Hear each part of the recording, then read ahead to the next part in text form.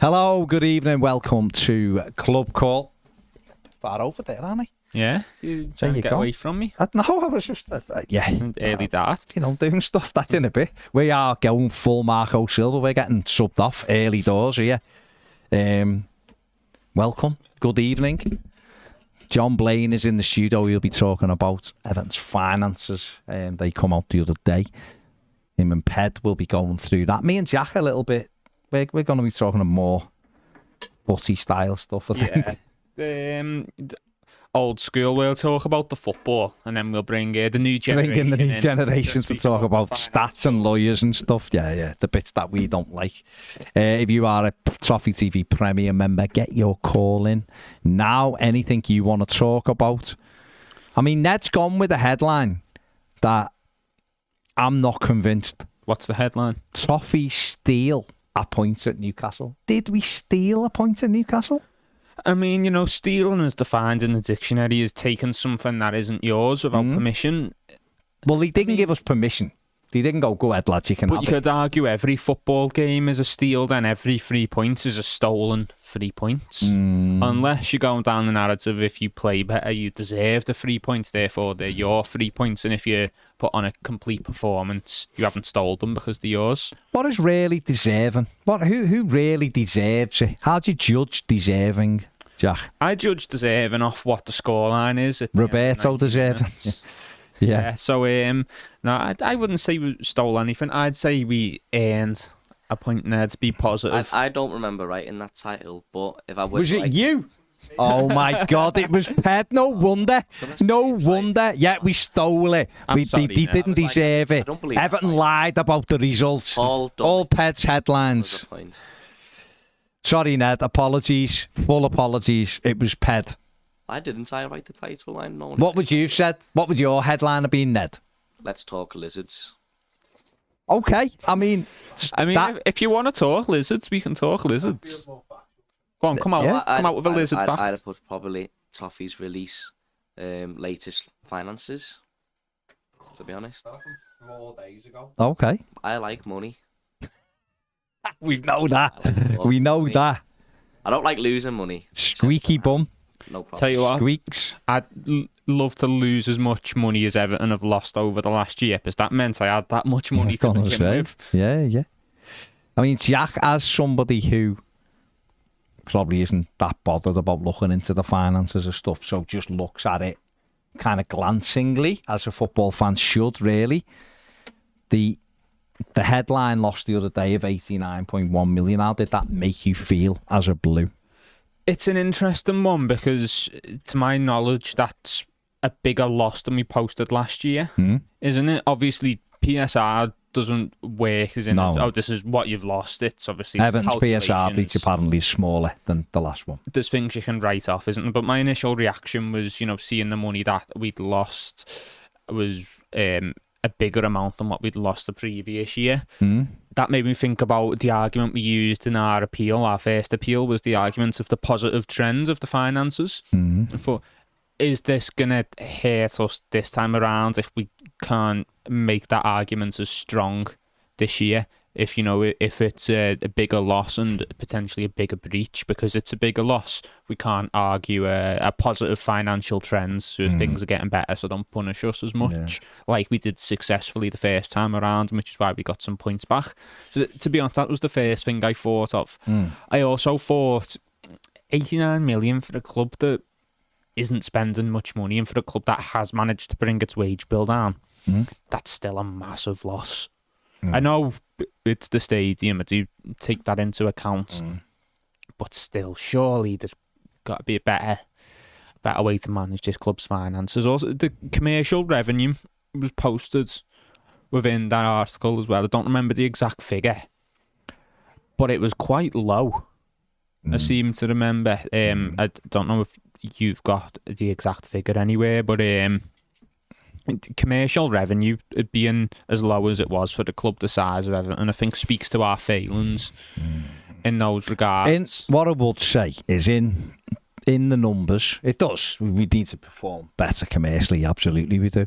In those numbers, there was obviously the loss of the USM sponsorship, which was 30 million. So therefore, commercially, that's going to damage us. And also, well, it was suspended. So there was Everton couldn't replace that sponsorship. So we're sponsored at Finch Farm by USM. Everton couldn't go and get a different Finch Farm sponsorship because the sponsorship is only being suspended. So it's still an active contract. So £30 million is obviously a huge amount of money for Everton to lose. Therefore, the commercial side of that number will come down. Therefore, revenue coming in will come down. And the other thing that needs saying is that there was a headline thing of wages went up. But actually, if you drop... The easiest way to explain it is, and I said this yesterday, but if you're just doing it this way, if Everton had Toffee TV had a wishful turnover of 100 grand a year and I paid you 10 grand, that our wages would be 10% of that. But next year, if we only brought in 80 grand, but you still got 10 grand, our wages would have gone up to our thing. So it's the wage turnover. The wage turnover. So Everton lost 30 million off those figures.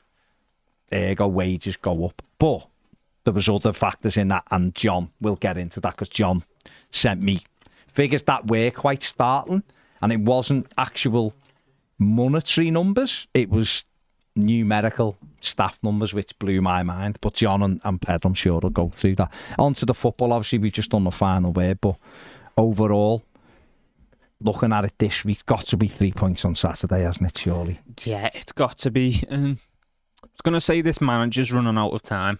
He's not, because he's not going to be sacked. I think regardless, he could lose every game for the rest of the season. He's not being sacked until something happens with our ownership. That's just the way it is.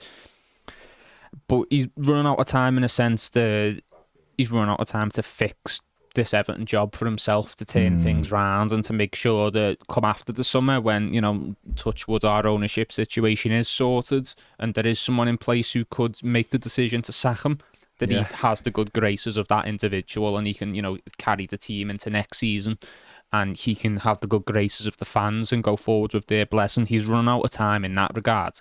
It's been far too long without a win. And look, I've defended Dyche a lot on this channel for months. I've never publicly wished for him to be sacked. I've gave him a lot of benefit of the doubt over situations that I feel and still feel, he's had tough situations to deal with. Yes, of course, yes. I always give him that benefit of the doubt, but I texted you on Easter and said I'm done with him. Is that just pure frustration, though? Is that just frustration of you're not seeing? Because we often talk about this when we're discussing it about other clubs as well, and you start a season and if the first couple of months are always a bit wishy-washy, unless you hit the ground running. But then it should build into something, shouldn't it? And we started the season with, we didn't win for the first, whatever it was. We lost first 4 home games, put it that way. And we went to Brentford, got a big win, didn't we? I think that might have been like the 5th game or something, whatever it was. Won at Brentford. And then you're hoping that tails into something where by the end of the season, you're like, well, that's our identity. That's how we play. We do this well, we do this poorly. We need to improve that, blah, blah, blah, blah. But we're into a situation where we've just broken a 67-year record for not winning a game of football. It's, in my lifetime, Everton have never gone this long without winning a game, and certainly not in yours. And it's absolutely mind-blowing to me that you can go this length of time without winning a football match. People can throw everything at you they want. They can turn around and go, well, he's had loads of injuries and he's got no money to spend and there's points deductions in it. None of that matters. Your job as a management team, and it's not just Sean Dyche, you've got Ian Wone, Steve Stone, Kevin Thelwell, Dan Purdy, all of the people who are on the recruitment team, they're supposed to build something that is capable of winning games of football. Burnley have had loads of injuries. Sheffield United have had loads of injuries. Luton have had loads of injuries. They've all won games in the past 4 months. And look at like Newcastle, we drew it last night. They've got terrible injuries at the moment. So I don't know whether you're this belief, but I am for my football club. Any manager that goes more than 5-6 games without a win should be staring down the barrel, really, of getting the sack. Now I understand we're different right now because there's a lot of madness at Everton Football Club. But I just think that as a general rule, shouldn't be going 4 months without a win. Yeah, I mean, if you're going to apply that logic to every manager at every club, I think we would have seen some great managers who've had those periods and then, came through it and gone on to do good things. Not 4, I'm saying like a 5-game Yeah, 5 period. or 6 games, absolutely. I think you can allow that on certain circumstances, which is why, Klopp had a situation at Liverpool where they lost 5 home games in a row. 6? 6 But they won away games, though. Yeah, but they operate by a higher standard, though. So no.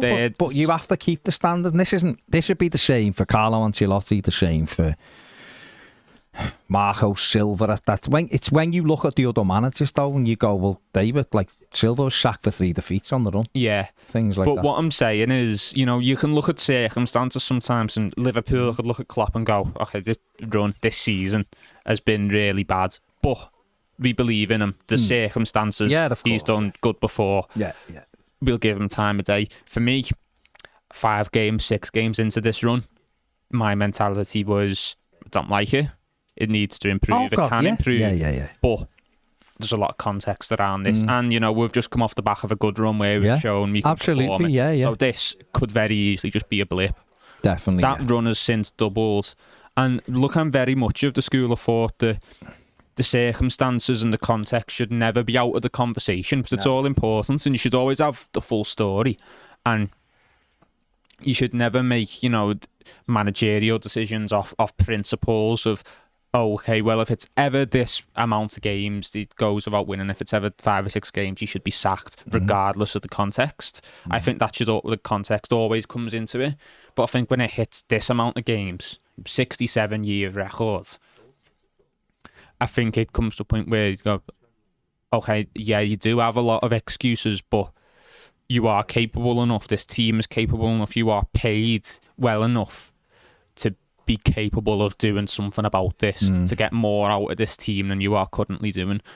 No way you can sit and tell me that we couldn't have won one of the last 12 games with our squad, with our circumstances, with our finances. We're good enough to have won at least one of them. No one can tell me otherwise than that. We're good enough to beat Bournemouth the other day. Their squad's not better than ours. They didn't play particularly well on the day. We were just terrible.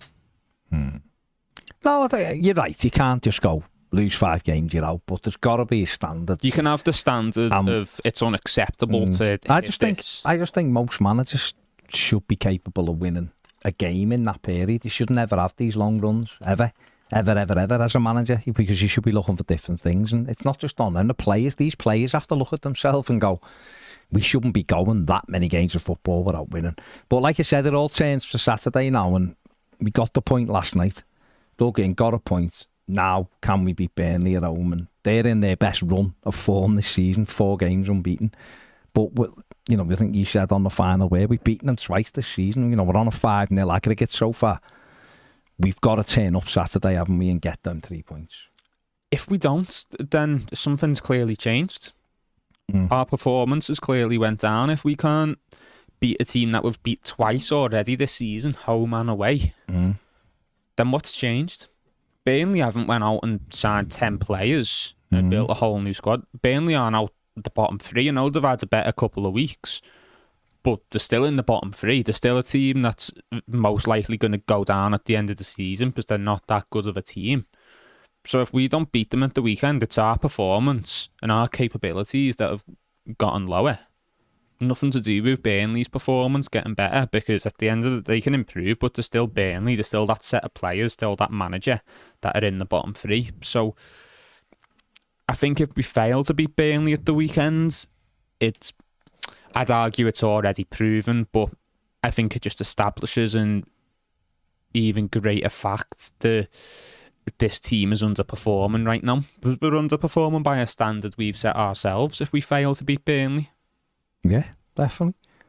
We got to. We're all culpable, aren't we? The players are the ones who play the game, so they've got to go out, stand up, and be counted, and see where we are. Because the fans do not deserve this. The fans who went last night were fantastic, noisy, kept it going. At a time we're getting beat, you can hear them singing and getting behind the team, and they thoroughly deserve that late equaliser.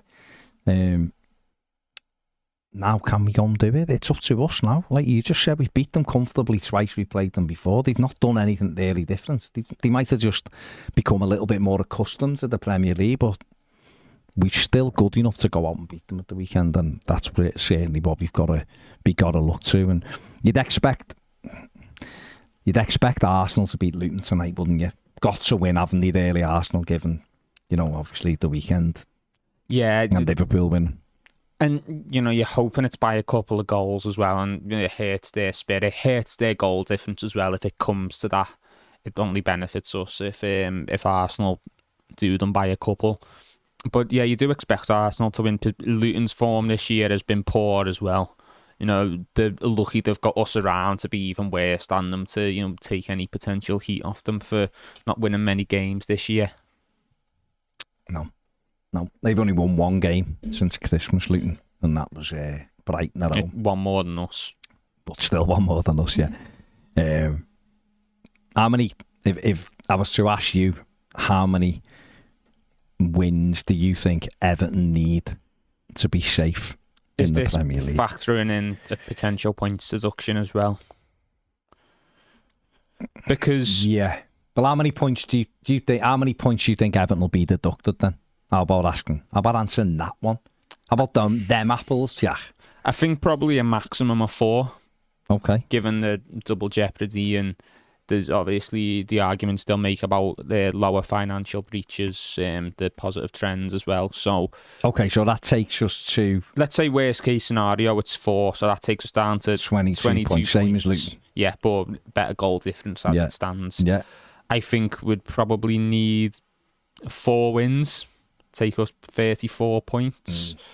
I think would be okay with that. I think if, as it stands, I think 3 wins would probably do it 35 points. Takes us, as it stands, above Palace, above Brentford, above Forest, who are only a point behind us at the moment. I think 35 keeps you safe with this league. I don't see Luton getting another 14 points. Luton's games are Arsenal away tonight, Bournemouth at home on Saturday, Man City away the following week, Brentford at home, Wolves away, Everton at home, West Ham away, and they finish with Fulham at home. So out of those 8 games, how many wins do you see them getting? I think they'd struggle to get more than 3, which is why I think the idea of, if we get 4 points taken off us, then 3 wins, because that's a 12-point bonus for us overall. If we, that'd take us to 34 points if we lose the 4 as well. That'd be 12 points better off than where they are currently. I think, I don't see them getting more than 3 wins in that period, so that's still more than what Luton would be on. They've got 4 home games, though. Bournemouth, Brentford, Everton and Fulham. Could they win all 4? I mean, they could, obviously. Yeah. Do you think they're unlikely to win all 4? But the big one for us is when we go there as well. If we can talk about point deduction till we want. If we go to Luton and beat Luton, that's a massive step towards safety if we do the necessary work around that as well. So...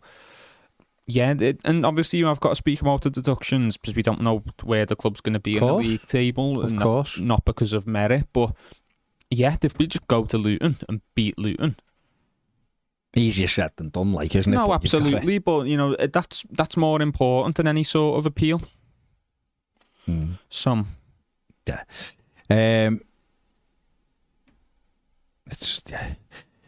Ricky Kane on the super chat. Thank you, Ricky. Says, hi guys, what do you think will happen if we don't win on Saturday?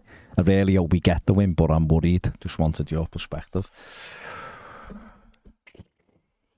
But I don't think we could be in massive trouble if we don't win on Saturday. Yeah, in terms of things happening with the club, probably nothing because it's a sackable form, sackable offence, but there's no one at the club to sack him, unfortunately. And just very quickly, like what would they do as well? Like who would they bring in now? If they sacked them, it's like who would? Well, you're only getting Big Sam territory again. You're only getting another Sean Dyche, aren't you? At this point in the season, another firefighter. Yeah. Right, we've got... Go ahead, Jack. Get them on. Go on. We've got Alex on the line. Alex, you there? Hello, gents. Can you hear me okay? Yeah, Hello, can you hear Alex. me? Hello? Hello, No. Can you hear me? Should have do mine as well. Can you hear me, Nick? Hello, can you hear me? Alex? Hello. Right, can hear you now. Sorry, mate, couldn't hear you then. Yeah. Go ahead, mate. What do you want to say? How we doing? Every time I call in, we always talk about Have we lost PSR them and points, so I'm not going to talk about that. Can you hear him, Ned? Yeah. Try again. Hello, Hello, lads. Alex? Can you hear me? Yeah, I can hear you now. Sorry, Yeah. it'll be us, mate, not you. Go ahead, mate. What do you want to say? That's all right. Yeah, I was going to say, look, all the other times I called in to talk about PSR and points and players, whatever, I'm not going to talk about that. Whatever comes. I don't understand how we lose 90 million, but I'll follow a different Toffee TV show for that. Okay. I watched the game last night and I thought we were dreadful for large parts of the game. And it got me thinking that for ages I wanted to see an Everton team that were competing on the pitch. You know, lots of managers. I thought, we didn't look like we were at the races. And I loved when Dyche came in and all the players wore shin pads at training. We were all in, right? Yesterday, I saw some of the worst football I've seen us play. You know, and what really struck home is I watched the England-Belgium game, and I didn't realise that it was Onana for the first 45 minutes. I was like, does he actually play for Everton? Because I've never seen him do that for us. And I looked at the team yesterday and I thought, there was no lack of trying. You never see players give up. But I saw Beto and the when they do the slow-mos and you see that first touch and you're like, what is he doing? Like it was times where he was trying to run in the goalkeeper. The reason why is because it literally ricocheted off his shin pad. I watched Ashley Young and I watched these other players. What are we doing? Like that, Tarkowski. I love Tarkowski. I love Branthwaite. That shot that came off our post, it was calamitous. And it got me thinking, like, for the rest of the season, I think we'll stay up. Okay. And I think we'll beat Burnley at the weekend. And I think and I don't know if we'll beat Luton.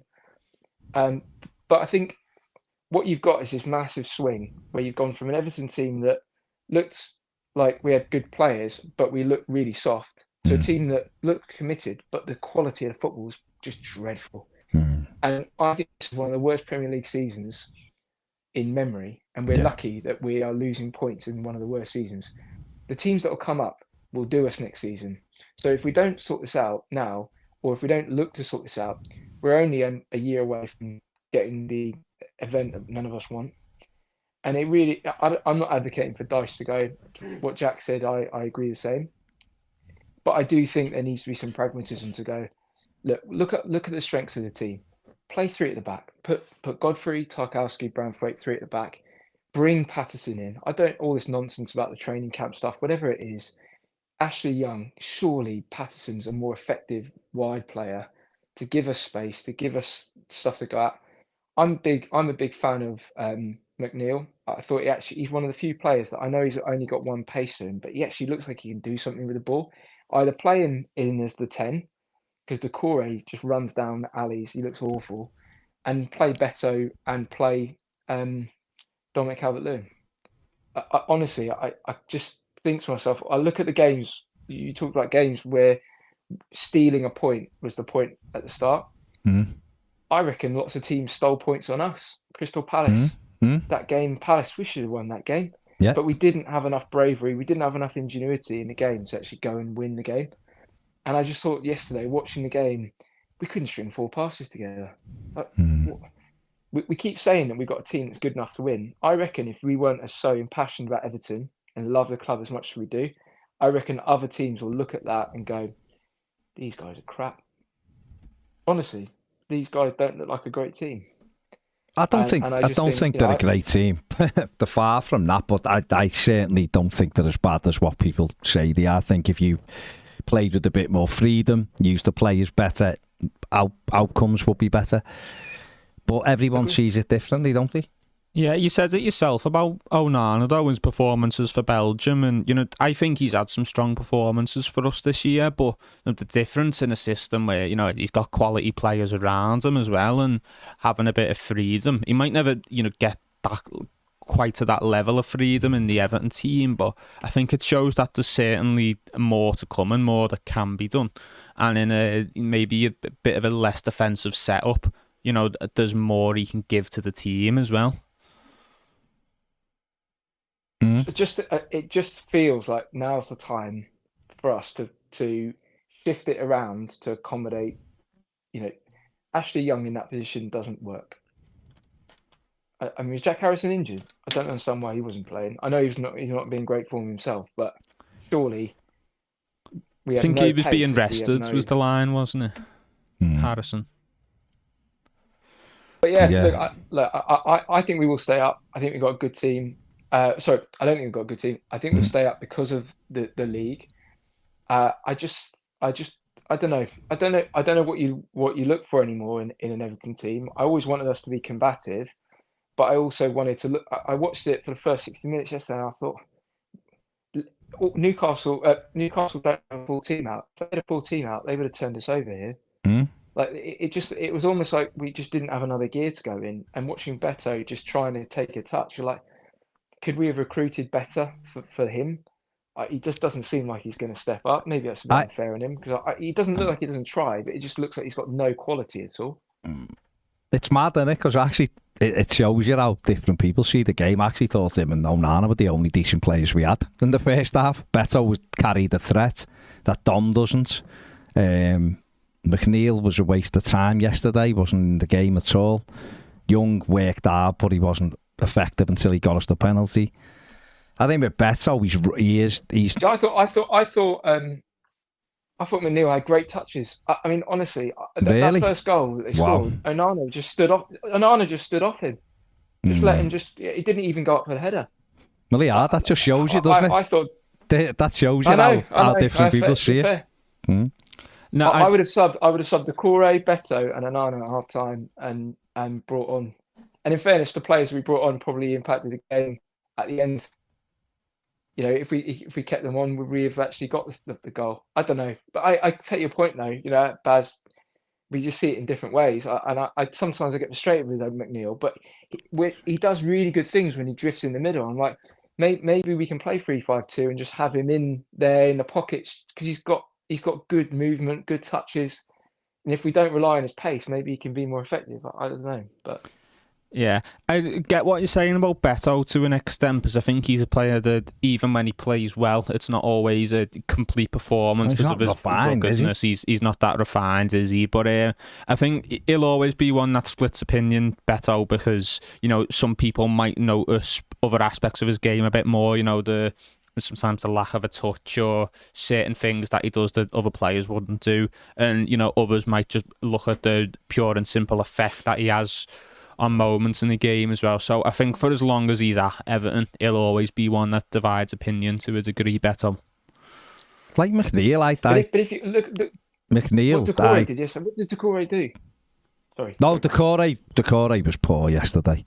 But I thought McNeil was the lowest rated Everton player by people who individually rate Everton who aren't Evertonians. So I struggle to see what Dwight McNeil's brought to us for months. I really don't. Other than take corners, I don't know what he offers. So it's but it is. It's like NFL at the moment with him.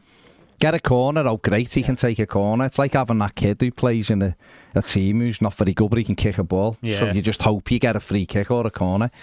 He was brilliant in the second half of last season, and he's been way below this season. He's got loads of stuff going on off the pitch, which I think has affected him massively. And do you think he'll play 3-5-2? No. At the weekend, because I know we played 3-5-2 in the FA Cup when we beat them. Was it 3-0? We played 3-5. It was one of the best.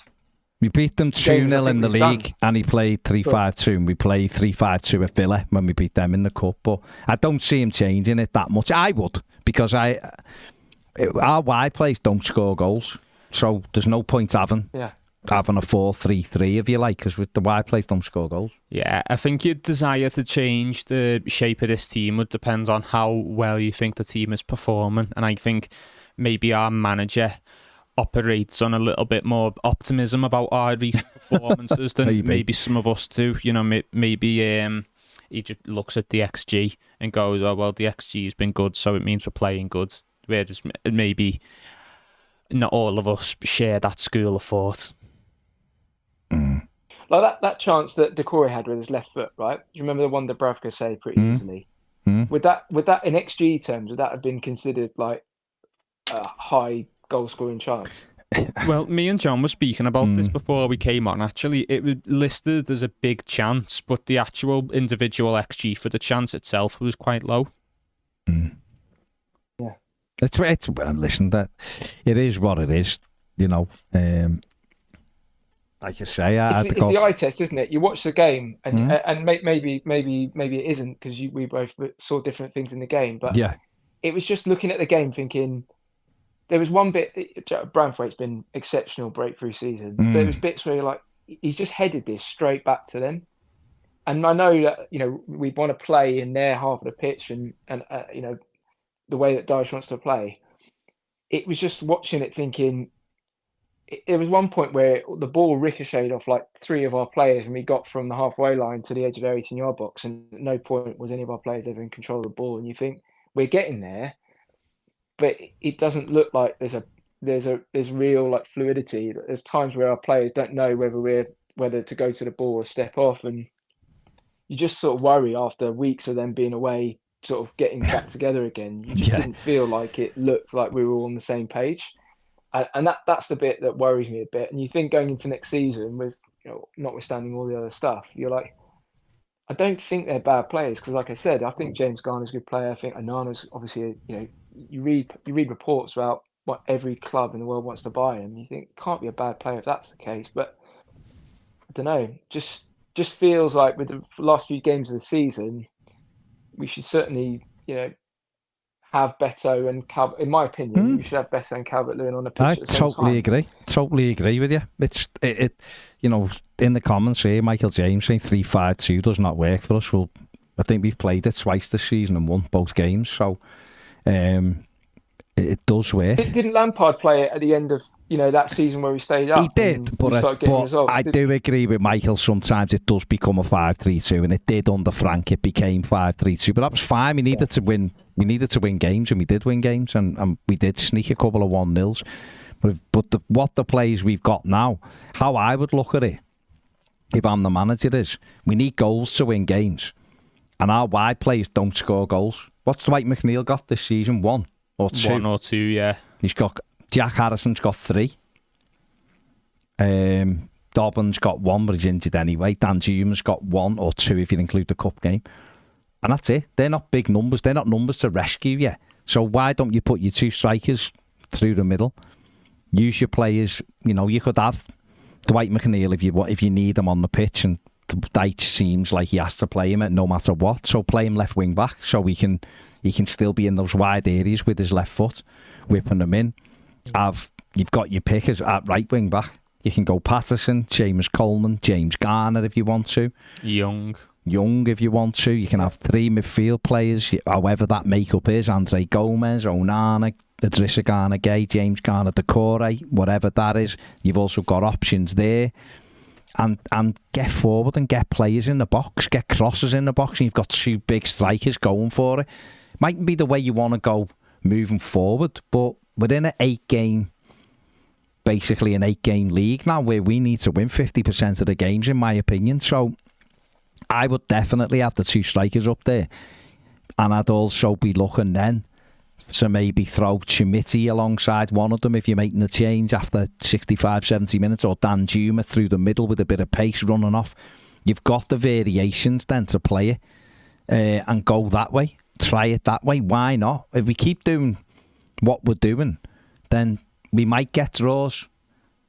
But that mightn't be enough when we need wins. So I would change it and think I'd rather have 2 strikers on the pitch than 1, because we might get a goal that way, another goal that way. But the manager sees it differently, obviously. Well, Daishi, if you're listening to this, give Baz an 8-game contract.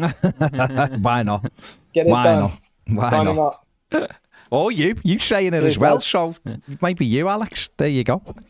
No, you sound a little bit more like you know what you're talking about than me. Ah, you so say whatever that. it is, let's You get say these that. games done. Let's win them. Yeah. And Yeah. hopefully we don't get too many points. But yeah, pleasure, lads. Thanks for having All me. right. one, Cheers, Alex. Nice one, mate. Bye. Take care. Curtis, we did play it at Wolves. Apologies. We did play it at Wolves, but the players were knackered because they played loads of games, and we didn't play it with all of the personnel we've got right now. But we have won games with it. So Dylan thinks we don't need to win 50% of the games. We just need 8 points from 8 games. What about when we get the deduction as well, though? I mean, say we lost 4 points, but we got 8 as well. We'd be on 30. I wouldn't. Man, be confident. safe. Forest will get 30 at least. Luton may well get. Luton would only have to win 3 games. Yeah, and he'd be at 31. All Luton have to do really is match our results then. Which, Of course, yeah. 2 wins, 2 draws. Mm. James, you're right. We can talk about all this. He's not changing from 4-4-1-1. Ned, we've got Eddie, is it? Yeah, okay. Eddie, are you there? And what do you want to say? Hello? Can you guys hear me? Can hear you, Eddie. Yeah, Go on, all mate. good. How are you guys doing? Okay, thanks. All right. Mate. How about yourself? Not bad. How are you? I'm doing all right. I was happy with the point we got yesterday. I thought we didn't play well, but we haven't played well in a while. But honestly, I think this point would look a lot better if what happened on Saturday at the end didn't happen, and we had 2 points instead of 1 this week. But it is what it is. What I wanted to talk about was about the stadium.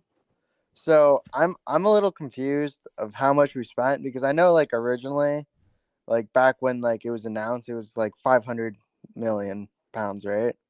And now I see that like because of COVID and a bunch of other things, the cost is actually closer to like 800 million. Is that why we're down so much money? Because of the stadium just being expensive, being more and more expensive, or is there like other bigger factors? Well, we haven't been run correctly. We've paid bigger wages. This is probably more of a. You'd have probably been better speaking to John Blaine about this, in all honesty, Alex, than me.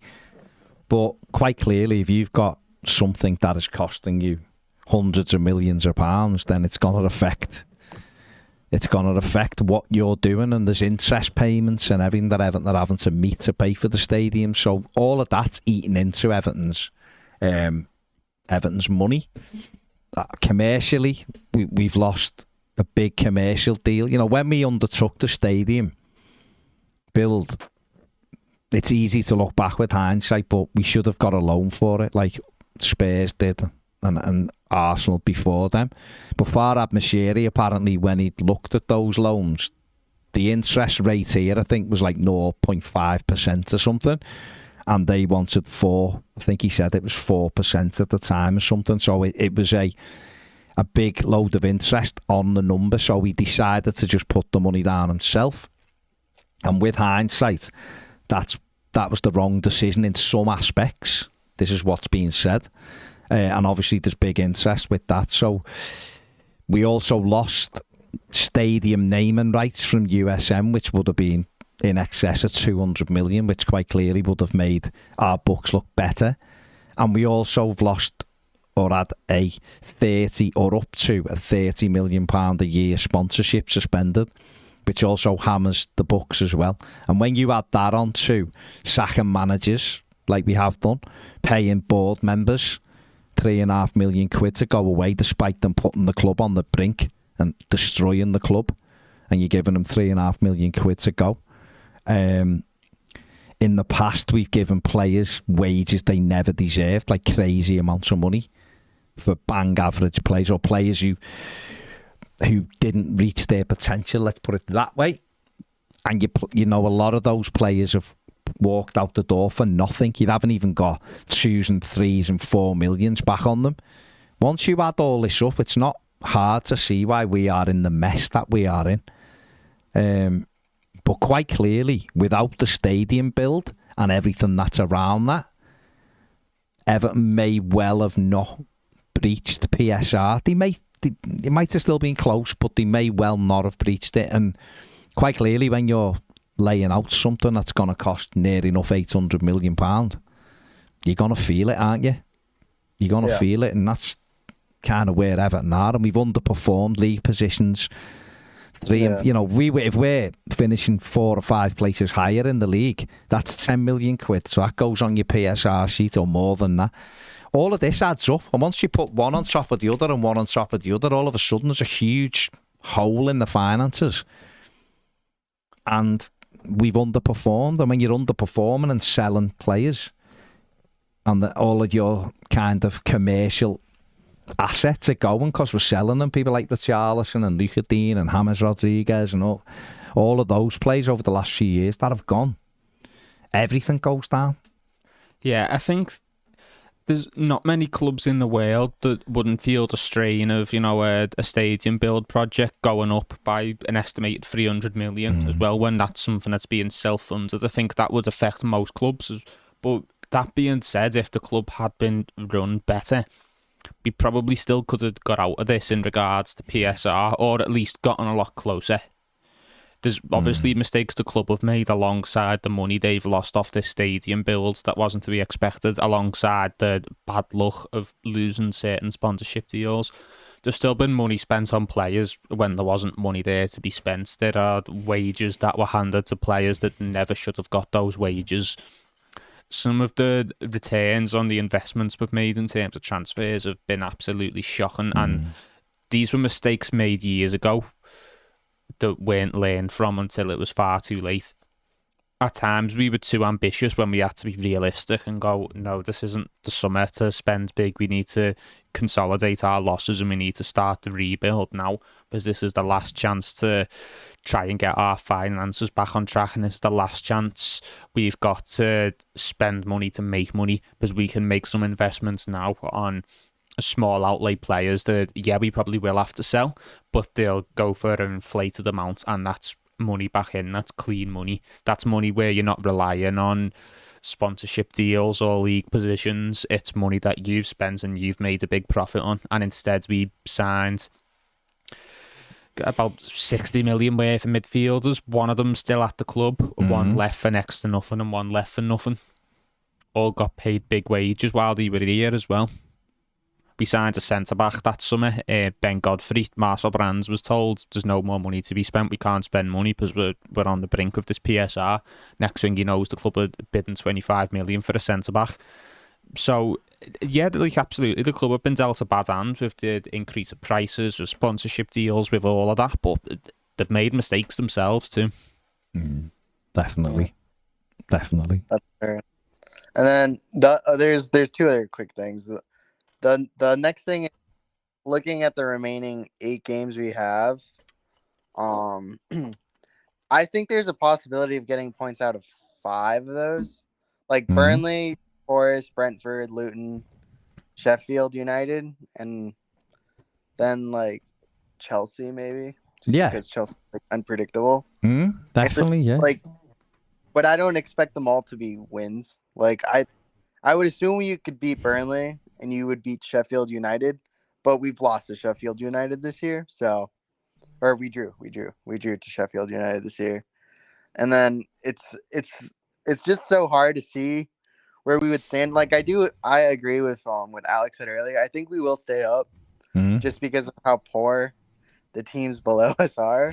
But what he said before as well, like next year we cannot do this. Like, we will go down next year. There's like no ifs or doubts about it. Like, the teams that got relegated last year didn't deserve to get.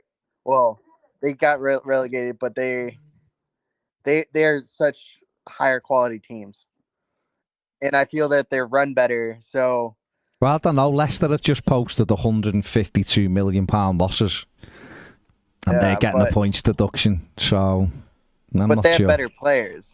Do they?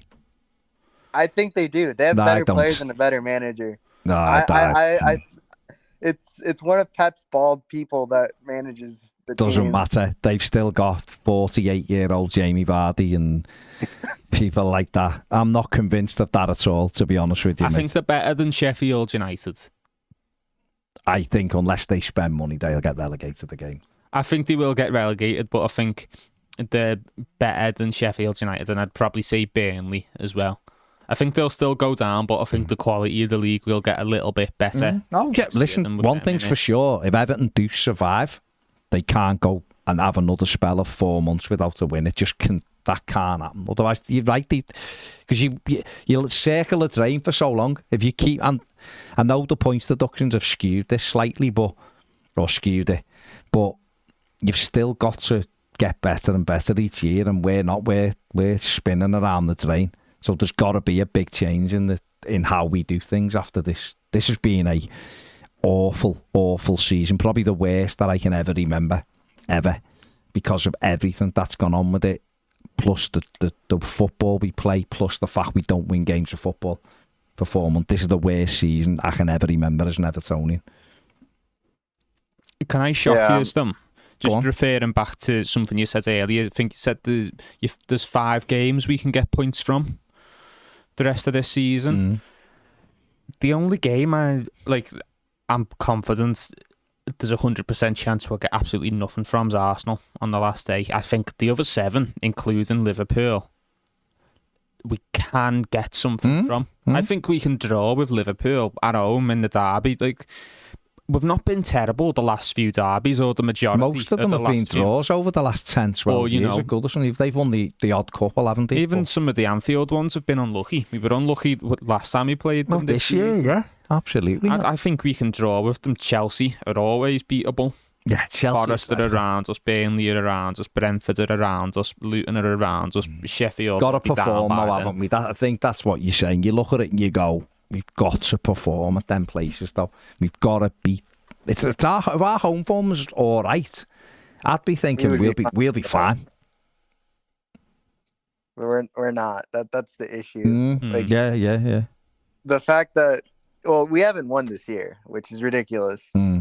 The whole of 2024, you have 0 wins. That's sad. But yeah, I mean, and because of that, this summer, if like the club is settled and like we have an owner and like we can actually get a board and like there can be like some sort of like decision making around the club, I personally think it would be time for Sean Dyche to leave. And like I think he's done a great job. Like, well, no, he did a great job last year and he's done pretty okay without the points deduction. It doesn't look as bad, but this current form does not look good. And my question to you guys is like, would you guys sack him? Because like I don't think his ceiling's like much higher than like maybe like a 15th on a good year. So what are your thoughts like about his ceiling, or if sacking him would be the right direction for that? I think if we sacked him right now, I don't know who we'd get. I think you would be getting you'd have to go and get Allardyce. Yeah. Does anyone want that? Well, no, it would be over the summer. Oh, in the summer. I would keep him until the end of the season. I mean, for me, you'd have to look at what's available. You'd have to look at what your plan is. Have you got a better plan? If let's say 777 come in, let's say we get a new director of football, and let's say Graham Potter is willing to take the job, I'd take him. I know there's worries around Graham Potter and the coachability of our players. I think if you look at the first Brighton team... What about David Moyes? Well, yeah, if Moyes is available... Well, he's said that he's hinting that he's not staying at West Ham. So, but just on Potter quickly, if you look at the first Brighton team he ever fielded, they weren't, possession, eloquent players. No, or anything. not at all. He coached them. But yeah, David Moyes had happily taken. I think, to be honest, Alex, they've got to get the off the field stuff a clear path to follow. And then listen, if it is 777 or it's someone else, they'll have their own ideas, whether it's a new manager they want or whatever. But one thing's for sure, we cannot go 4 months without winning a game of football again. And in the summer, they've got to recruit properly, recruit well, recruit pace, recruit potential, because that's the area we'll have to shop in. Therefore, lower wages but high potential. And we'll obviously have to sell probably Amadou Onana. We may end up even having to sell Jared Brandtway, but hopefully not. But do we have the money to buy this summer? Well, we'll have to sell. That's what I'm saying. We'll have to sell, won't we? And Amadou Onana will be the one. I think he himself will go to a bigger club or bigger team, and we'll get good money for him, and we'll have to reinvest that. That's what it's about. Okay. I think that's all I had for y'all. Okay, mate. No worries. It's not been a pleasant time recently for. We got a draw last night. We've gotten points. We just haven't gotten wins. Yeah. Hopefully at Burnley we win, and then the rest of the season changes form, and absolutely. Yeah, let's hope so. Hit 15 for 14 felt like you said. Let's hope we're all feeling a lot better and a lot happier on Saturday night. We beat Burnley we start looking up. Why not? Why not? All right, Alex. Night. Okay, mate. Nice one. Good to speak to you. Take it easy. Mate. Bye. See you, mate. Ta-ra. EFC Graham says virtually every department needs to be replaced by people who know what they're doing. Management, recruitment, commercial, media and youth departments. We cannot keep on this spiral of failure. Right, we're just going to have a quick break. John and Ped will be on. Stay where you're at. I'm going to be 30 seconds or something. See you in a minute. SofaScore is the place to get your stats for football and other sports. Toffee TV use SofaScore to get all of our reliable player and match stats to use for all of our content. Download SofaScore for free using our link in the description.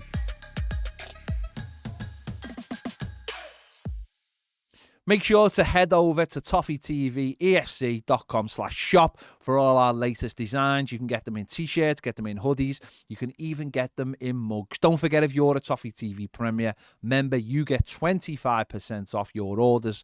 So why not go over, join Toffee TV Premier and buy some merch today. Here we go. We're back. Have you just lost an earpiece? I just picked it up. So someone else is going to have to get it off the floor because I'm not. It's operated error, it feels. How can it be operated error when you just pick it up? Anyone wants me to use it, they have to fix it. It's operated error. Here we go. We are back. Yeah, let's get into. Well, if anyone would like to speak to John about. I won't be able to hear you though. You will. You can just put one in. Don't be being awkward. Come on. He's more interested in getting paid than he is in, putting them in. This boy knows what priorities at his age. One fell out before, to be fair. Yeah. He's just, he can have all the priorities he wants. I've got the bloody wallet. Yeah. If you want to speak to John about anything about the accounts, then please do so. He's getting up. He just does what he wants. If you want to get paid, you just have to let John do what he wants. They're the rules. John,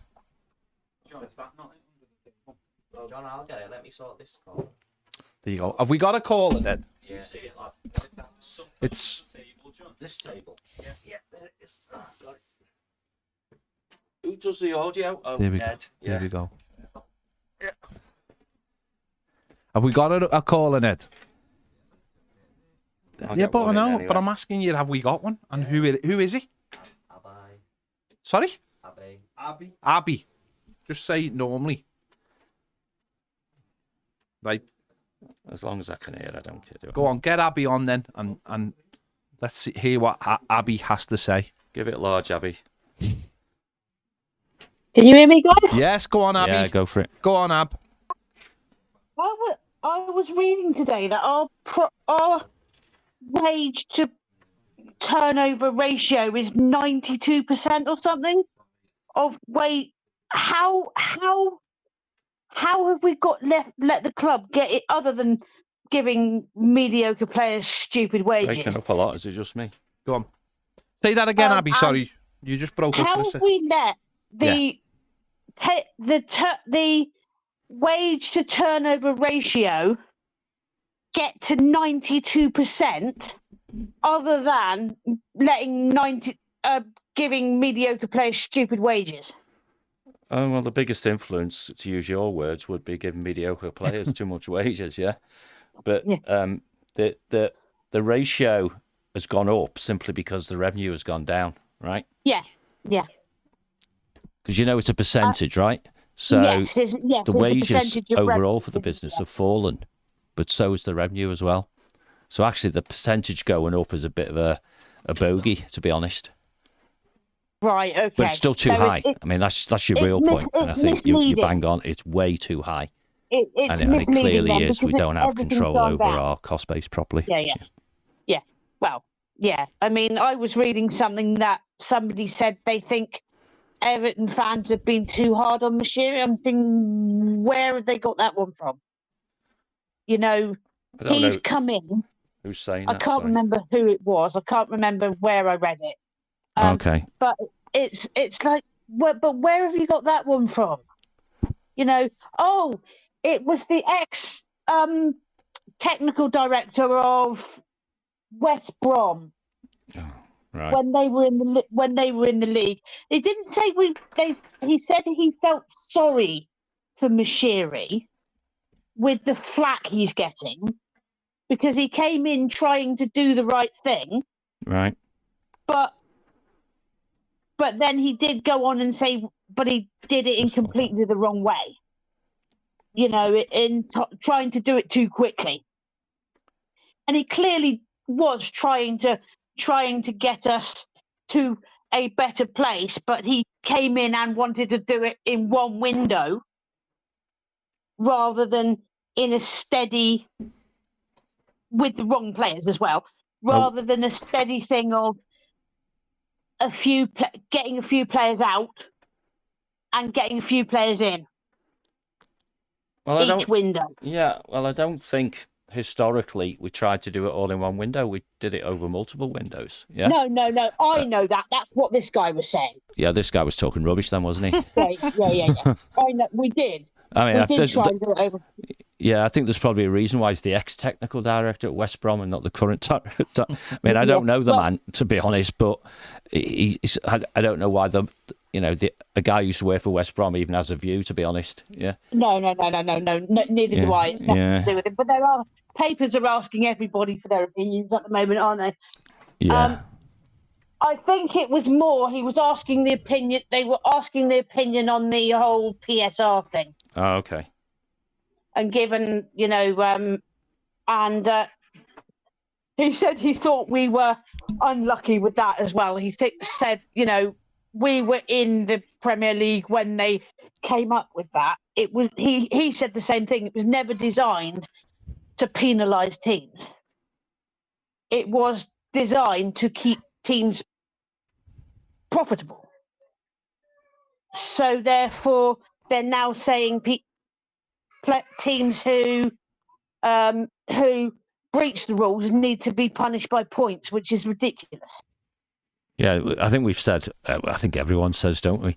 And, people were laughing at Everton fans per se and probably criticising this channel per se if they weren't in the Everton family because we were saying points were wrong because they thought we were just being selfish about, well, we've just had a points deduction. But, I mean, we said it, we don't think points deductions are right for anybody. And Forest fans, I think, minimally understand where that's coming from. And I think the slow movement towards people recognising that. But it doesn't matter because, as is the want of the Premier League, they're changing the rules again in the summer. So it'll become a squad ratio thing, which will be about percentage of turnover against wages. So someone like Leicester City, who currently spend more on wages than their income is, are going to have real issues, you know. So you will have winners and losers on the changes of rules. Perversely, notwithstanding we've just had our ratio go up, we might have been one of those in a better position with the rules changing. Yeah, certainly that's what Kieran Maguire view was when he did a snapshot on available accounts and stuff. But the reality is that every single football club spends more money than they should. You know, of course they do. You know, Spurs are a well-run club. Apparently, they've lost £250 million in the last 3 years. You know, their most recent accounts, and of course, the devil is always in the detail. But in their most recent accounts, it appears the difference between a well-run club and the worst-run club in the league, which is allegedly us, is £2 million worth of losses. Yeah, which is clearly not right. It's rubbish, right? But ultimately, the devil is in the detail, and that's why you're right. You're saying that the mainstream media, or the legacy media, I prefer to call them, because all their best days are in the past. You know, they're just getting rent a quote off anyone who looks like they may be a credible commentator. So if you're an ex-CEO of a football club, you've got more weight than someone who reads every single document. If you're the ex-technical director of somebody, you've got more weight than someone who reads all the documents. And as for ex-footballers commenting on stuff they know nothing about, then that's even more hilarious, really. But the reality is the whole thing's a mess, an absolute mess, and the Premier League needs to fix it. Well, it's like Keith Winers has a lot to say on this, doesn't he? He does, yeah, he does. Only for one outlet, though. Because Football Insider asked him to do it. Yeah, that's right, yeah. Because they can't find anybody else to go on the channel. Other channels are available, yeah. Yeah. I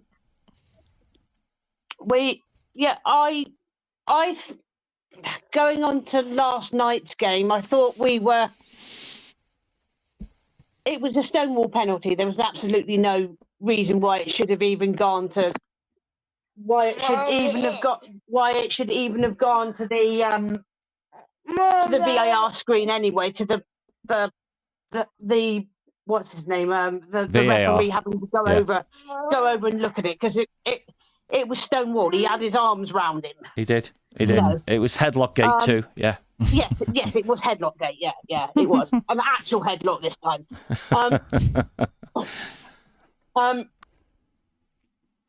But we should have been out of sight by half time with the amount of chances they had. Yeah, you could say that. We were clinging on. We were clinging on. But yeah, we were. But I'm glad we got the point, because I didn't think we'd get anything out of that game. Most people because of our current form, you know. Yeah, most people expected a defeat, I think. Yeah. Yeah, given that we've got we've gone past Mike Walker, haven't we now, with the winless run has gone past Mike Walker's record. Which says how bad things are if we've gone past Mike Walker's record. No, absolutely. I mean, I'm 43 this year, so I'm old enough to remember Mike Walker. And had a nice suntan. Yeah, that was about all that was good about him, really, wasn't it? Suntan. How many games do you think we'll realistically win in the running? I mean, who knows? I mean, if you were going to go on form, then it's hard to say, you know, it's hard to start making, not ludicrous suggestions, but I think we certainly need to win 3. I think we certainly need to win 3 home games. And obviously Burnley, Forest and Brentford are the ones you've got to win, aren't they? I mean, they're the teams around us. And I think if we were to win 3, and probably with a deduction, then that means Luton need 4. And are they going to win 4 more games this season? No, I don't think so. I mean, I think it's very easy. I mentioned this before when we did the final word. I think it was. We're playing teams that are around us, and we should be beating. If we can't beat the likes of Luton, Forest, Brentford, and Burnley, then do we actually deserve to be in the Premier League? Because No, we it's don't. not like 4 games are against 4 of the top sides or even 4 top half sides. We're playing teams, bar Liverpool at home, that we should be beating if we want to be in the Premier League. And I think that's the best way to look at it, isn't it? These are all cup finals. These are 6 pointers, as the classically said. If we can't beat these teams, then for me it's like, then we don't deserve to be in the Premier League. Simple as that. Burnley at home, Forest at home, Brentford at home, and Luton away is tricky. I grant you that it's a tricky fixture, but I just think 3 of those games are just, we've got to win them and nothing else.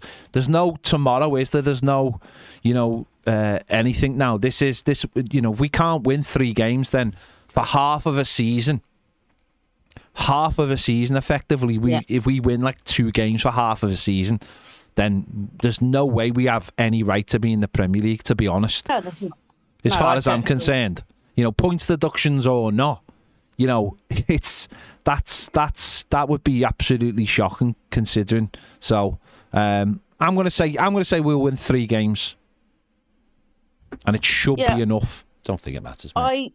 I hope we do. If Burnley had come like before their little run that they're on, not that I don't think we can't beat them, because I do, because I still think they're marginally worse than us. But it's only marginal. It's only points. Isn't there only one club now that's got a worse rate of scoring than us, and isn't that Sheffield United? Sheffield United. Yeah, but the second lowest goal scorers in the Premier League, aren't we? And that says even though Burnley are their team isn't better than ours, they know how to score. They can score whereas we can't. We did last night. Yeah. But equally, as good as that penalty was, if Dubravka had got a better hand on it, he would have saved it. Well, it's another set piece, isn't it? Essentially, it's another set piece goal. We struggle with scoring goals from open play. We are fundamentally a set piece team, and we've obviously on Saturday we relied on a little bit of charity to get the goal, but in the end it didn't really mean anything. That is our fundamental struggle, is scoring goals from open play, and that's a consistent thing, and it has been all season. And the manager has said it'll come and XG and all the rest of it, but it simply hasn't come. So in many ways you've just got to double down on the set pieces and hope they improve, because I can't imagine at this stage of the season there's too much more you can give the players on the training pitch that will open up. You can use different players, opportunities. Yeah, you can use different players. That is a definite. But yeah, so we have to double down on what we're good at, which is set pieces, sadly, and also being freer just to play as well. Taking the shackles off. I think that was one of the big things for me in the last half an hour last night, John, was it felt like the shackles were off a little bit. I don't know. I'm nonplussed by what this manager does. Yeah, I am. Right? I am. We've had, correct me if I'm wrong, Basil, no, but Ben Godfrey's last 3 games have been sort of right back, left back, right back, or the other way around. What's that say to Patterson? No, you're absolutely right. Thank you. Apart from your hand, you did far better than Ned has ever done. Yeah, thank you. That's yoga, That's yoga. He's an athlete, mate. He's an athlete. That's just doing a bit of yoga there. But in all seriousness, the manager's mindset, is he going to die on the hill that is Ben Godfrey? It's simple as that. I can't understand why he's not using Patterson. Me neither. And I think Andre Gomez, for all his technical ability, is one of those players who gets better when other players around him are crap. Yeah.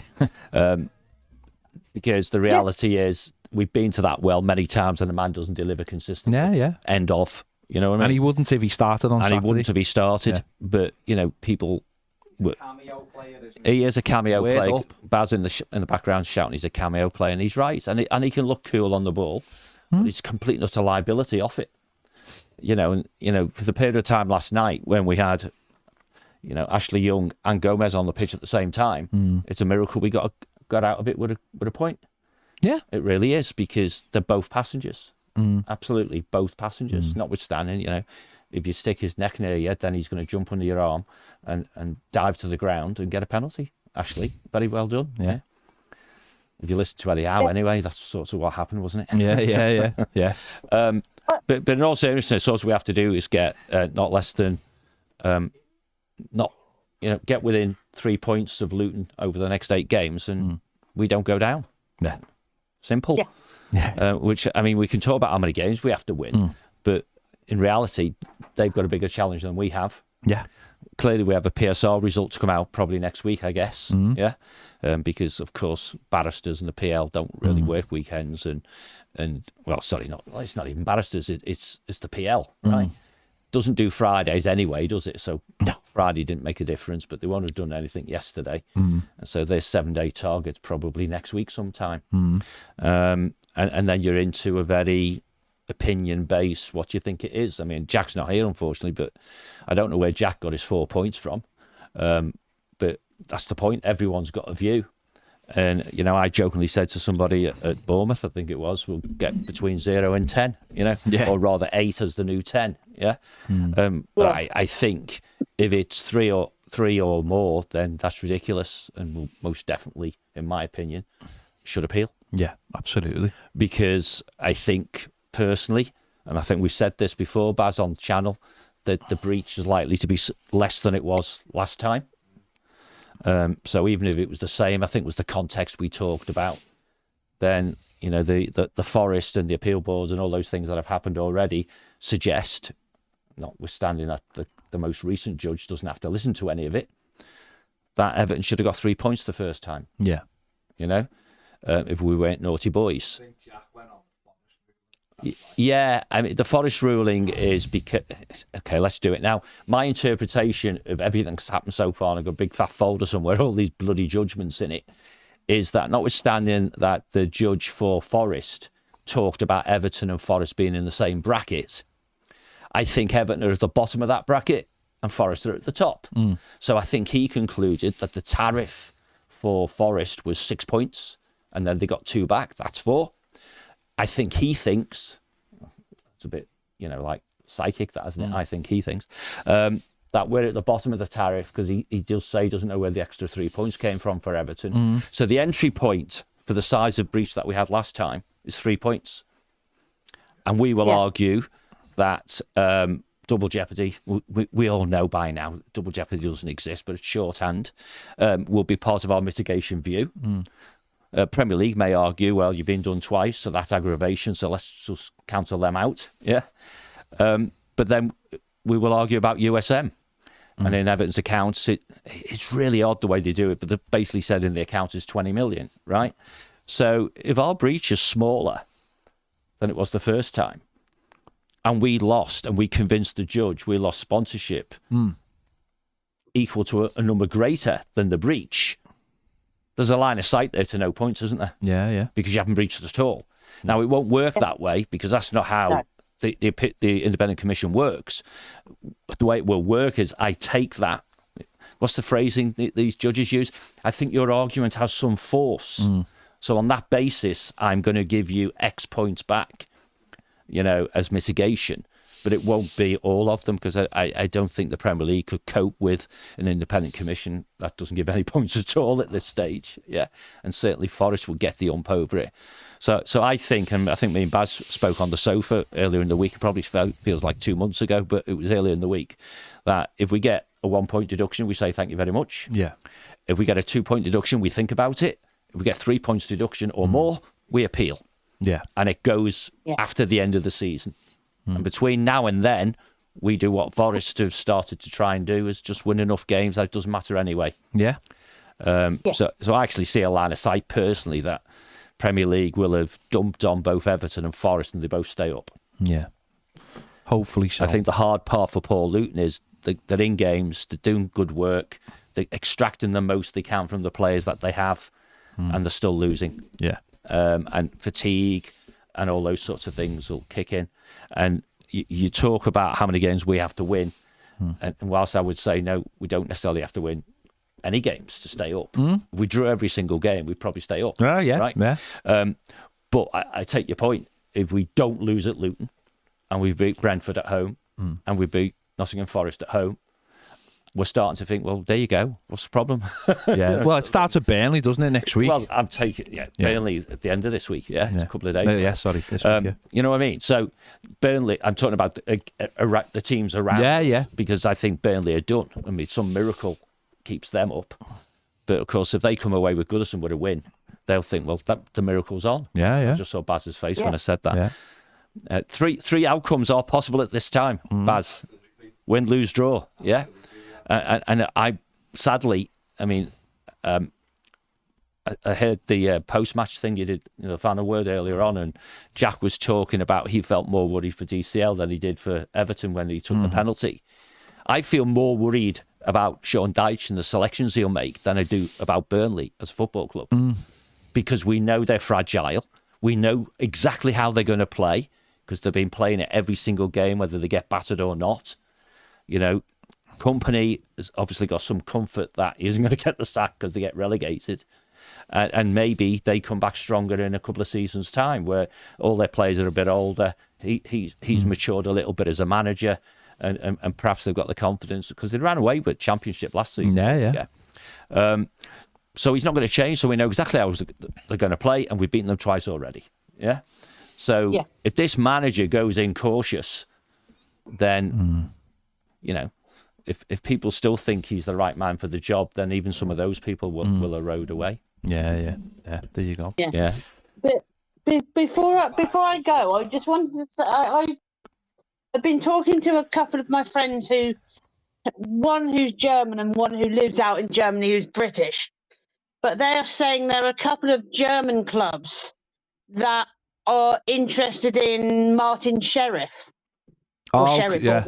Yeah. Because it's gone along the lines of an article I wrote that saying Dyche doesn't think he's ready or doesn't think he's good enough, but German clubs do. Would it be one to maybe look at? Would he want to not look at selling, but at loaning out to a German club, perhaps? Yeah, I think so. Well, they've just been in Germany, haven't they? I think they've just won the under-17s, whatever it was, in Germany, and they've done really well. And I know they've had a lot of local press saying how well they did in Germany. So, yeah, maybe it could be a good idea to say to a player like that, go on loan for a couple of years to a German club. I'm sure if you could find a German club that would be willing to help him for 2 years if he was in the first team. This is where Everton have come unstuck so many times. There's the gap between 15, 16 and 21, and he looks like a decent player, but now is the time to bridge that gap, and we've been very, very poor at doing that. So, yeah, maybe that could be a good idea. Let him go somewhere. There's another one that looks good. What's his name? Eber, or I can't remember what his name is. But he's been scoring quite a bit for the under 18s this season. Yeah, and he looks okay.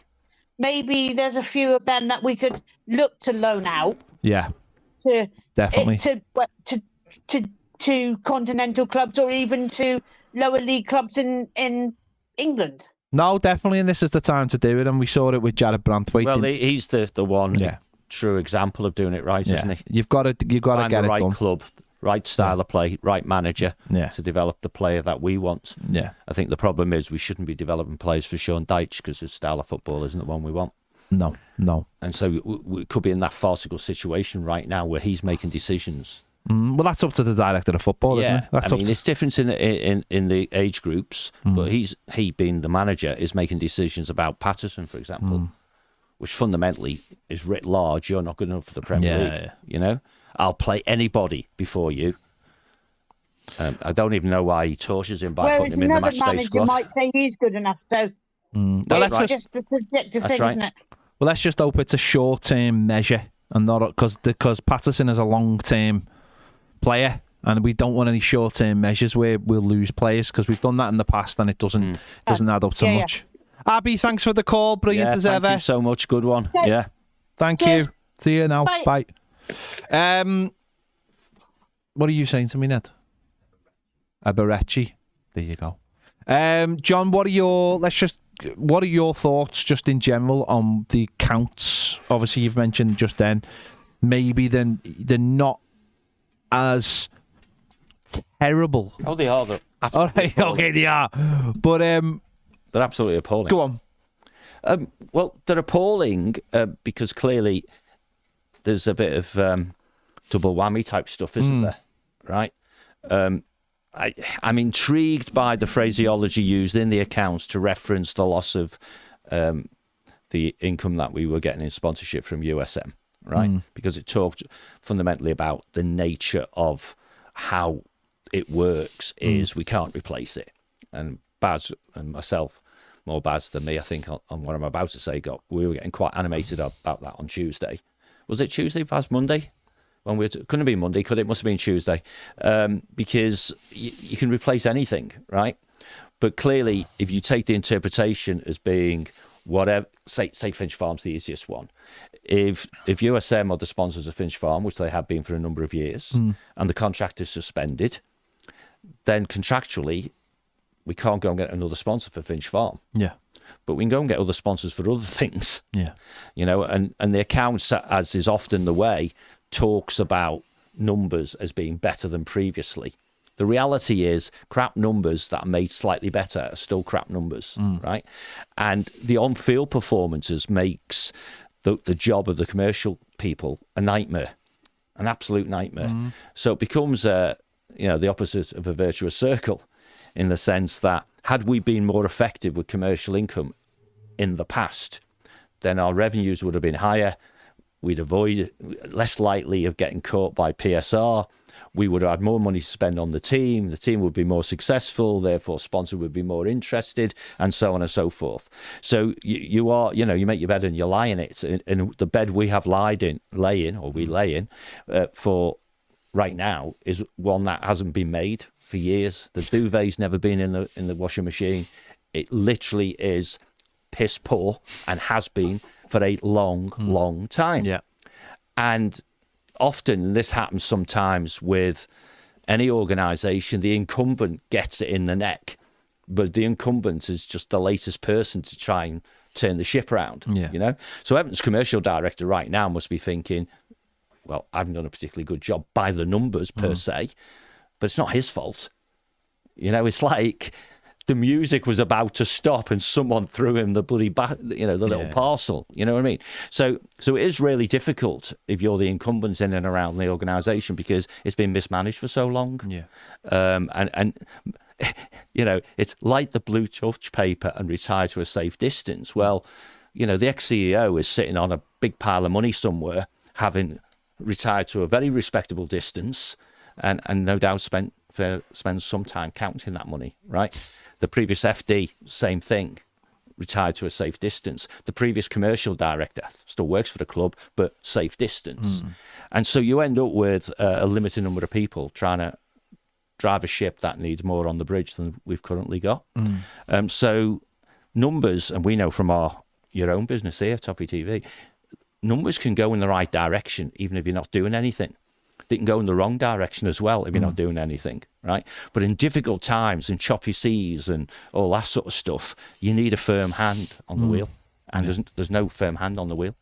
So it's not a surprise the numbers are what they are. Baz alluded to it in the first part of the programme, where he talked about, increasing headcount numbers and stuff like that.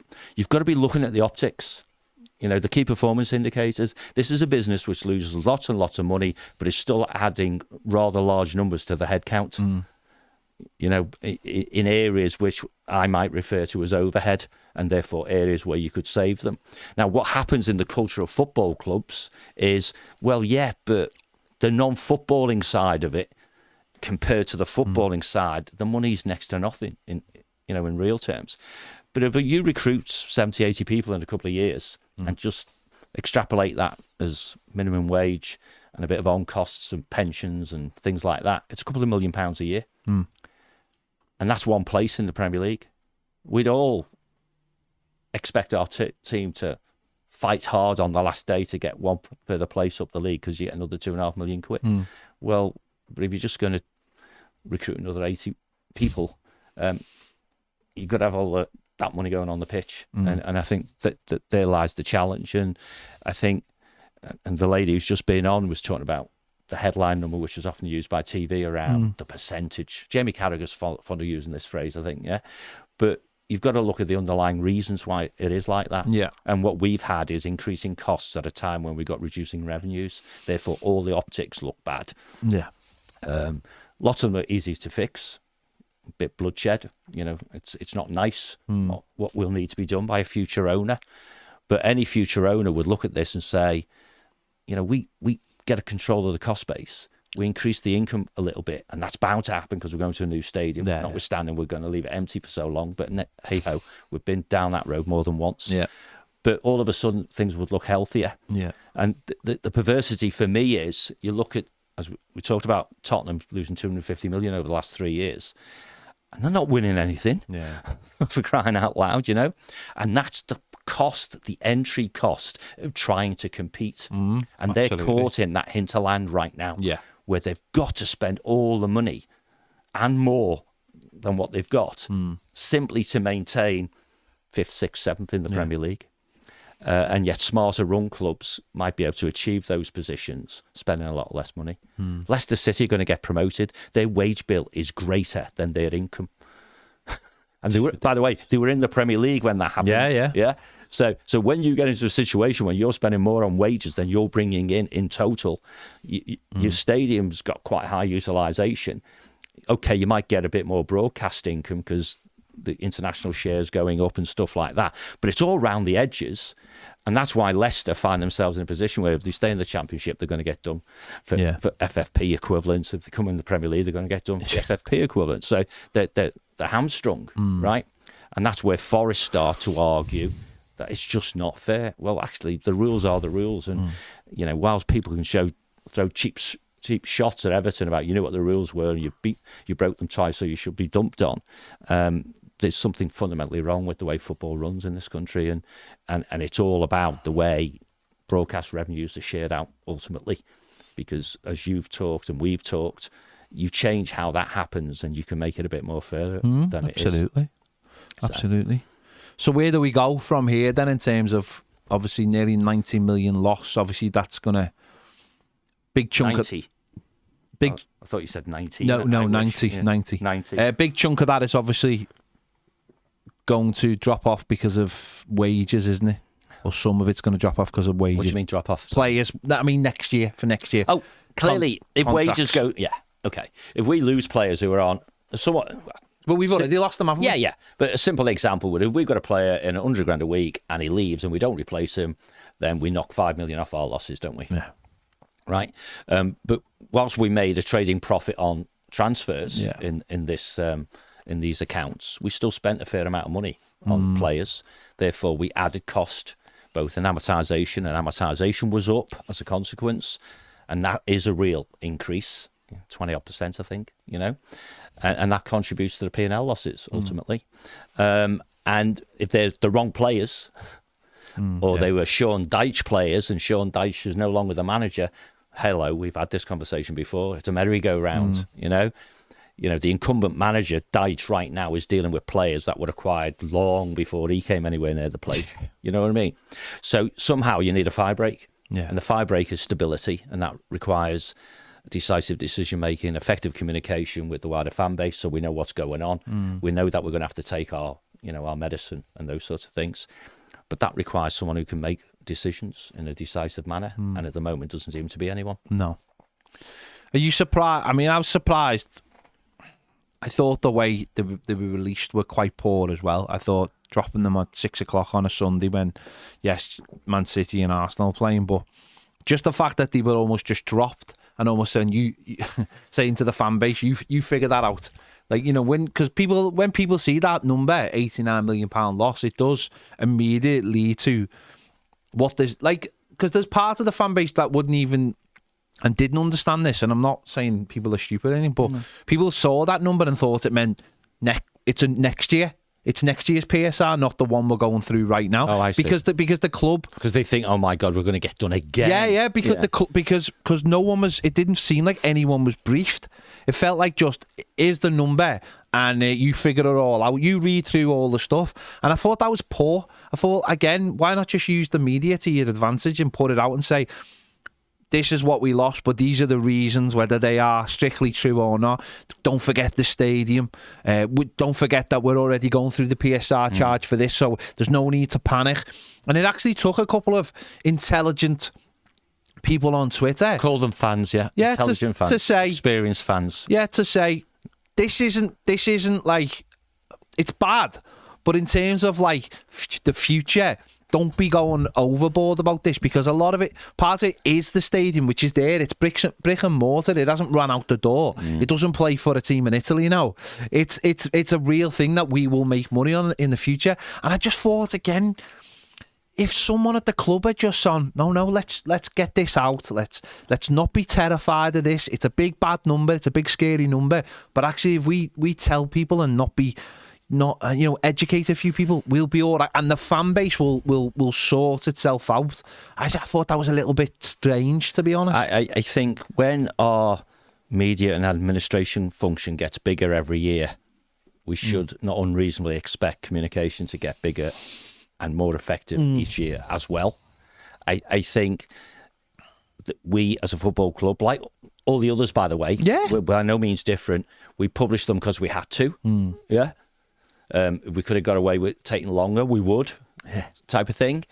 And they were, as you say, they were almost put out blandly, as in, well, there they are. Yeah.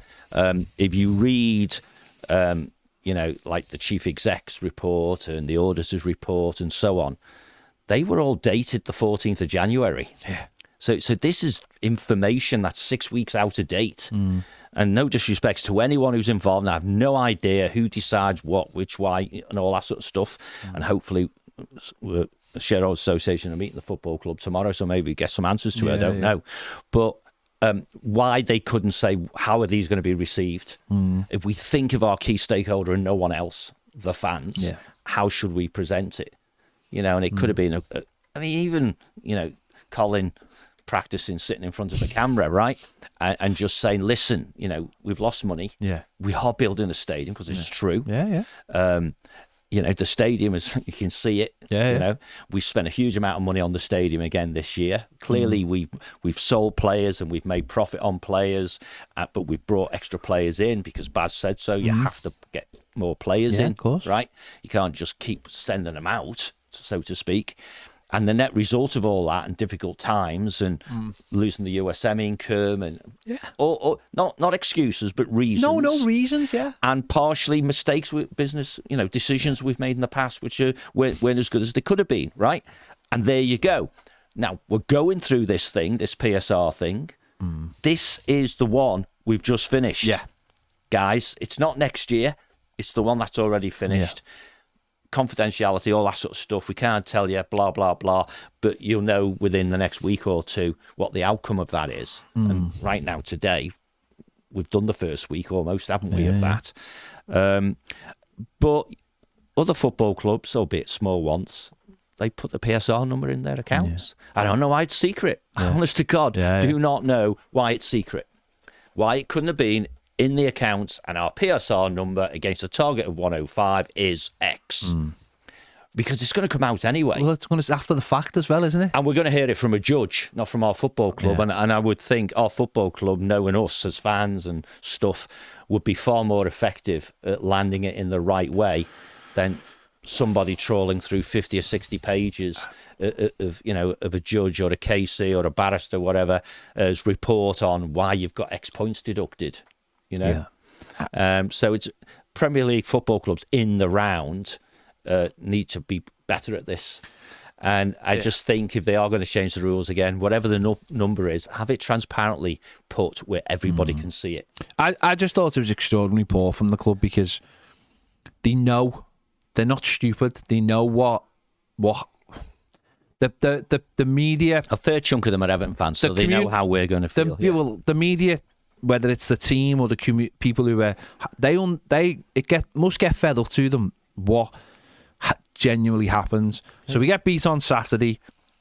There are stories on social media, whether you like them or not, are to do with away fans. There's certain stories out there which turns Twitter into an absolute battleground. These are not small things. This is, everyone's got an opinion on these things. So you've already got Everton losing, all this stuff, fan base turning on each other, and then Sunday you get these things sneaked out where... I don't think they're sneaked out, to be honest. Well, be fair, come on. I do think it was sneaked out. I think it was at 6 o'clock after Manchester City have played Arsenal, so that the general media aren't interested in them. But we are interested in them. And I just don't see a point for that. I think they decided prior that they would publish them sort of at the last minute. Yeah. They had to do it by midnight. Exactly. Would you wanted it out at 1 minute to midnight? No, I would have wanted it out on Thursday. Well, that's what I'm saying. Mate, in theory, any time after January, they could have come out. Yeah. But you're treating the fan page like idiots again, and you think you're going to get away with it. And I'll have this argument all the time. It's like, don't go, oh, we are, and then just run away and think nothing bad's going to happen. Come out, educate people, who tell people, brief people, to get the story out, so that on Sunday, on top of the bonfire that's already burning from a defeat on Saturday and all the fallout, people are left to deal with a number like 90 million. And what does it mean? And the PSR. And I just find it incredibly frustrating. We talked about it. And I lose track because we talk so often, right? But we talked about the FUD thing, right? FUD, right? Fear, uncertainty, and doubt. Yeah. Okay. The uncertainty is the bit we're in now on the PSR. Because we know the judge has made his decision. Yeah. We don't know whether Everton have seen it yet or not. We do know that sometime next week, no later than sometime next week, we'll find out the outcome. That's uncertainty, right? We doubt other things, and both of them would cause fear. And if we're trying to manage our community in the best way we can, bad news is always bad news, whether you do it at the very last minute when you think everyone's looking the other way, or whether you front it up. It's still bad news. I'm always, confront constraint, right? That's what you should do. That's just a behavioural thing that I do. Confront constraint and say, listen, it's not great news, but I'm going to tell you. And I think the crazy thing is, when our football club, and maybe they're right too in some respects, when you just talk about what goes on social media, you talk about, particularly if you're at away games, what some people's opinions might be when they're shouting at the pitch and so on, that they're not sure about the fan base. Let's call it fear. Let's call it mistrust. Fear. Call it what you like. And they're thinking, we're damned if we do and we're damned if we don't. So in that world, maybe you do take the route of least resistance. You kick the can down the road. You give the bad news out as late as you possibly can. No build up to, guys, it's not good news, sort of thing. But I do think you're right that lots of people got the wrong end of the stick and thought that 18 hours, that's it, we're done. It's also also in between two away games where people are feeling very negative about them. Oh, absolutely. Where they could have been put out like a week last Monday when there's no games of football and everyone just goes, oh, well. Yeah, it would have been a higher profile story, of course, for the media, but it would also have been one that we could have prepared for. Because in theory, the auditors signed the books off in January. The chief exec wrote his bit in January. So we've had all of February and pretty much all of March to decide how best to present these to our fan base.